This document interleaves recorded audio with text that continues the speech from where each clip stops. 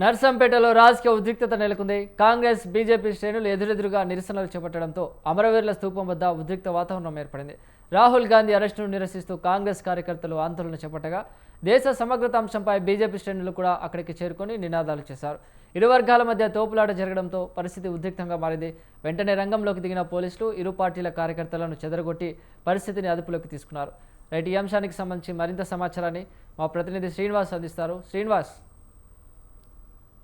Good evening Chiranjeevi. ఏదైతే BJP Congress మధ్య వర్గాల మధ్య తీవ్ర ఉద్రిక్తత నెలకొందని చెప్పుకోవచ్చు. నర్సంపేట డివిజన్ లో పోలీసులు రంగప్రవేశం చేసి శాంతి చేసిన ఇరు వర్గాలను అయితే అటు ఇటు పంపించిన పరిస్థితి ఉంది. నర్సంపేట పట్టణంలోని అమరవీరుల స్తూపం దగ్గర ఉద్రిక్తత చోటు చేసుకుంది. కాంగ్రెస్ బీజేపీ ఇరు వర్గాలు పోటాపోటీగా నినాదాలు చేసుకోవడంతో ఘర్షణ వాతావరణం అయితే నెలకొంది. ముందుగా కాంగ్రెస్ శ్రేణులు పెద్ద ఎత్తున వరంగల్ రోడ్డు వైపు వెళ్లే కాకతీయ తోరణం దగ్గర ధర్నా అయితే చేపట్టడం జరిగింది. జంతర్ మంతర్ దగ్గర విద్యార్థులకు సంఘీభావం తెలిపేందుకు వెళ్లిన రాహుల్ గాంధీని అరెస్టు చేసినందుకు నిరసనగా పెద్ద ఎత్తున గుమిగూడి నినాదాలు చేశారు. అనంతరం బీజేపీ శ్రేణులు సైతం అక్కడికి చేరుకొని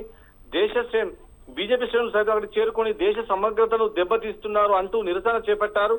ఈ క్రమంలో ఇరు వర్గాల మధ్య పార్టీ కార్యకర్తల మధ్య తోపులాట జరిగింది. దానిలో వెంటనే పోలీసులు వర్గాలు రంగప్రవేశం చేసి ఇరు పార్టీ నాయకులను పక్కకు నెట్టేసి అక్కడ ఎలాంటి అవాంఛనీయ ఘటనలు చోటు చేసుకోకుండా చేయడం జరిగింది. Chiranjeevi. Right, thank you Srinivas.